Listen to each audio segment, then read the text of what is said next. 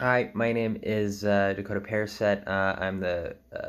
operating creative director of microChicago. Um,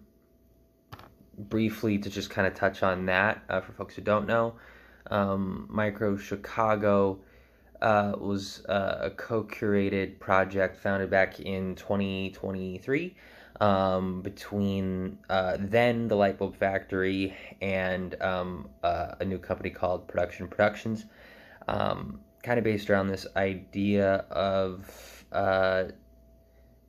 assisting them in springboarding their company, but also just beginning to explore this forum that I'd been sitting on for the better part of a couple years. Um, and so, what I kind of attribute to the apocryphal phase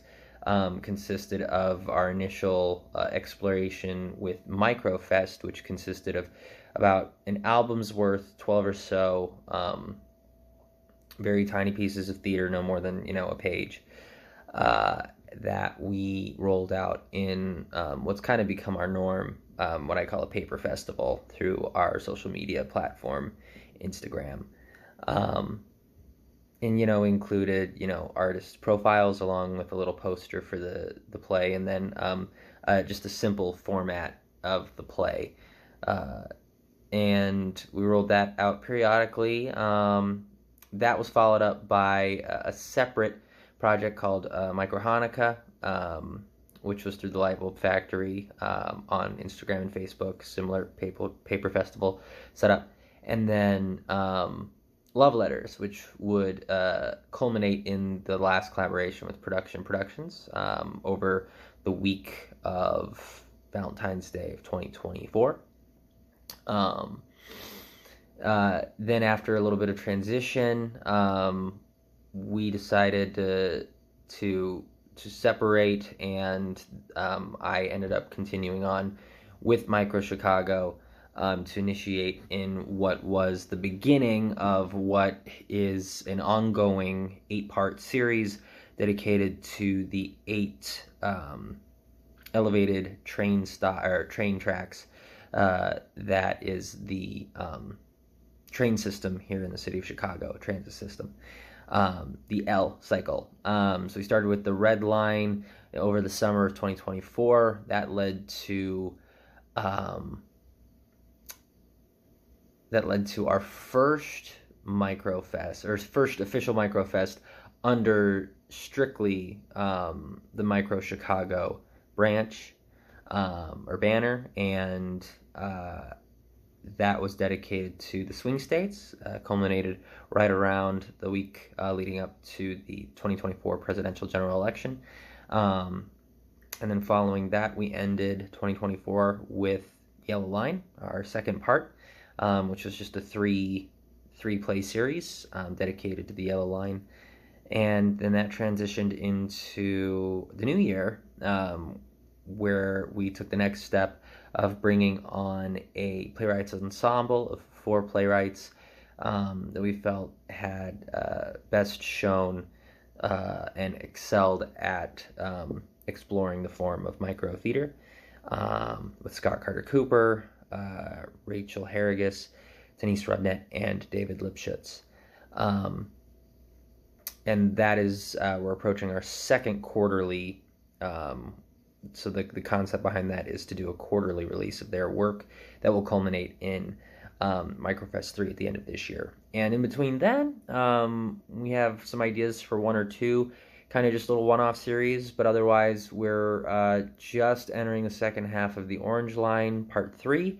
of the L cycle, and then we'll be ending this year, or this summer, we'll be entering part 4 with the Brown Line before we look ahead to the second half.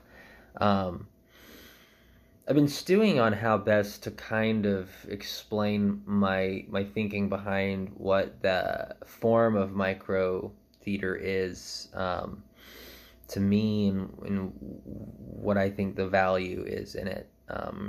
want to try to keep it concise because I just give a lot of exposition, and I have a tendency to wax poetic. And it's late. It's late. I'm recording this on a late Thursday night. but I felt moved to speak. So, um, so for me, I think the primary impetus for me was that I was introduced to the form of micro theater, if you will, which is not inherently averse to Chicago. I probably the best example of what you might consider micro theater would be the work of the neo-futurists, who I definitely jive with. The kind of work that they do with the two-page play format, um, and kind of from that, also just work with the Lightbulb Factory, which is currently in hibernation. All of the focus for that was dedicated to things like initially monologues, exploring craft and process, which we never really quite got to, the discussions behind that. But focusing on, the 10-minute play, monologues, poetry, and things like that. Stuff outside of what, norm, which isn't really, full lengths, which isn't really norms. Chicago is very much a rich tapestry of festivals dedicated to 10-minute plays, and scenes and such, and readings of things. But for me, I was introduced to the idea of micro back in, I want to say 2017, when I opened an article. The word micro caught my eye, from American Theater Magazine, where they were discussing Micro Miami, which was this sort of fine dining meets intimate theater where artists were producing performances of 10-minute short pieces, so one acts and whatnot, as like kind of the larger spectrum of their work, music, acts, and stuff like that, but sets that were shorter and that were also focused towards smaller audience sizes, like audience sizes of 10 and whatnot. And the way that they would do this was they had, like, from the picture that's in my mind that I remember seeing in my research, was they had their outdoor restaurant, and then they had these like large shipping crates, or roll-offs, for lack of a better term, and they had maybe 6 or 7 kind of in this half moon shape, and you could go into there, and they would have the seats, and that would be the theater, and you would watch the show. And I could be completely misremembering this, but I was so affected by that, and to find out that their concept was inspired by micro work being done in Madrid, Spain, in response to the last major financial crisis, where through the recession and the forced dialing back of funding for the arts, there were a lot of Spanish artists who were unable to produce. And so from what I remember in my readings, they pivoted to this form of creating small scale performances for small scale intimate audiences in these tiny spaces,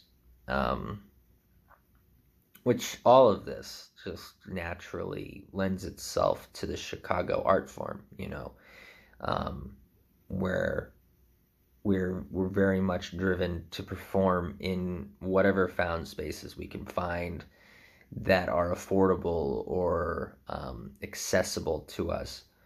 and so all of that in mind, very much, and then discovering Tiny Scripted out of New York, which is I'm a little jealous of, but also just very kindred in discovering them. And I'm excited to just learn more about them. But furthermore, just seeing and resonating the work of Susan Laurie Parks in her 365 plays, and her plays for the pandemic, and I'm butchering that name, and then 100 plays for the first 100 days, and then also the work of Carol Churchill, in just the way that she writes, just very tiny, impactful, loaded scenes, and also very simplistic scenes. Those all sort of laid a foundation for me, in addition to the discovery of the Debate Society's curated work of 15-second plays, which just further, I think that was the match that lit the fire for me, in addition to these foundations that I mentioned. And it all just seems to make sense in my mind, and that's kind of what has led to the promotion and exploration of this art form, and hopefully its continued application and exploration. To kind of speak a little bit more on that, it's just mentioning the Micro Madrid anecdote or story. I just think right now, manifesto time. Right now, it just feels inherently important to me, in a time especially where we're still very much in the wake of COVID-19 and this Chicago Renaissance, which is beautiful to see, and to see people making in new and different ways, which definitely informs, to a degree, the kind of work that microChicago does. But I think, right, we're seeing the effects of a decayed capitalism in the world and in the theater, and you see the results of that structure that fails so many companies that are trying to meet these demands, for lack of a better term, that have been outlined for the past however many years, where we're in this traditional structure of the 6-week rehearsal process, and the structured season of X number of shows, and the constant what feels like, and I say all of this with love, even if it doesn't sound like love, but this barrage of funding asks and requests and donation pushes and drives, and it's exhausting. It's exhausting, and I think that exhaustion tells us something, or should inherently tell us something, about the kind of work that we're doing, which is important and is inherent to the fabric of the art form.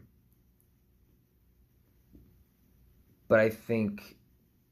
is perhaps a sign of the times, and a sign of a need to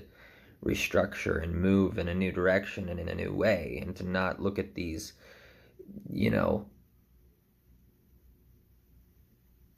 types of art forms that are traditionally used for fundraisers, or are used just kind of as tools or means to an end, which that end is a means to an end, and a means to an end, etc. So I suppose all of this to say is that I think what I'm trying to get at, I guess, and trying to explain the form as I understand it, and to promote the form as I understand it, and to not seem heavy-handed or high and mighty in any stretch, is that I suppose microChicago in and of itself is hopefully attempting to ask and forge some small pathway in exploring and answering the question of how can we endure as an art form, how can we innovate and evolve in ways that hopefully lead to the continuancy of the theater. And of course, that's not to say that, if you keep doing full-length plays and whatnot, that the theater is going to die. The theater's always been dying, right? And it's still here. But I think stories can be a small collection of words, and that is enough. I think I also talk about, and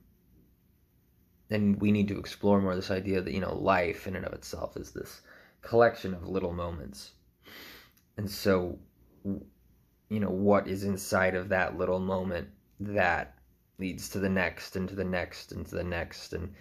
often the little things are the things, or the things that pass us by, perhaps we don't think about, that we maybe come back to X amount of, time down the road, is that it all is impactful and effective in some way.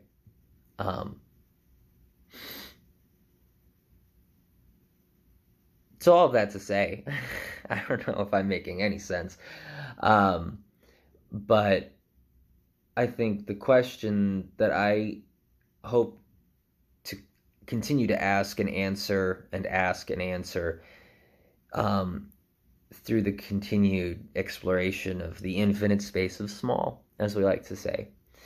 is why not? Why not dial back? Why not go small? And why not see where that could lead? Because I think, right, the greatest journeys start with the first step, the smallest of steps. And so why not look at the structures that are in place and take the step back to see what little things can happen and be done to ultimately set us on the path that we need to go on in this moment. I think that's probably a good place to kind of put this pin in it, because I could wax poetic, as many people know, and we're coming up on 20 minutes, and that could be a lot. So if you made it this far, I certainly appreciate it, and I hope that I was able to, at least for myself, if nothing else, explain in some aspect or way kind of my thinking with regards to microChicago. It's why, it's how, it's what we hope to be. And if nothing else, I hope maybe, you heard a question in there somewhere that you might ask yourself, that just helps us all move forward in better, more accessible, healthy, and